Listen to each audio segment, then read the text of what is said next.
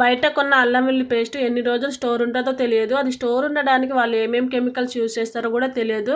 ఈ అల్లం వెల్లుల్లి పేస్ట్ అనే కాదండి, బయట నుంచి ఏ ఫుడ్ తీసుకున్నా అది ఎంతవరకు ప్యూర్ ఉంటుందో మనకైతే తెలియదు. అదే మనం ఇంట్లోనే ప్రిపేర్ చేసుకున్నాం అనుకోండి, మనకైతే సాటిస్ఫాక్షన్ అయితే ఉంటుంది, మనమే చేసుకున్నాం అనేసి. మరి లేట్ చేయకుండా ఈ అల్లం వెల్లుల్లి పేస్ట్ ఎలా ప్రిపేర్ చేసుకోవాలో చూపిస్తాను, చూసేయండి. ఫస్ట్ అయితే వెల్లుల్లిపాయలు ఇలా సపరేట్ చేసేసుకోవాలి. అలాగే అల్లాంటి మట్టి లేకుండా శుభ్రంగా కడిగేసి, మీకు కావాలంటే పొట్టు అయితే తీసేసుకోవచ్చు. నేనైతే పొట్టు తీయకుండానే ఇలాగే చిన్న చిన్న ముక్కల్లాగా అయితే కట్ చేసేసుకుంటాను అల్లాటి. ఇప్పుడు ఈ రెండింటిని కూడా మిక్సీ జార్లో వేసుకొని అందులో 1.5 టేబుల్ స్పూన్ల వరకు పసుపు, అలాగే 1 టేబుల్ స్పూన్ల వరకు సాల్ట్, అలాగే 1.5 టేబుల్ స్పూన్ల వరకు ఆయిల్ వేసుకొని బాగా మెత్తగా అయితే గ్రైండ్ చేసేసుకోవాలి. గ్రైండ్ చేసేటప్పుడు కొంచెం వాటర్ని యాడ్ చేసుకుంటూ ఇలా మెత్తటి పేస్ట్ లాగా అయితే చేసేసుకోవాలి. ఈ పేస్ట్ని అయితే ఒక ప్లాస్టిక్ డబ్బాలో కానీ గాజు సీసాలో కానీ స్టోర్ చేసుకున్నామంటే 1 మంత్ వరకు అయితే స్టోర్ ఉంటుంది. అలాగే కర్రీ కూడా చాలా టేస్ట్ వస్తుంది, మనమే ప్రిపేర్ చేసుకున్నాం కాబట్టి.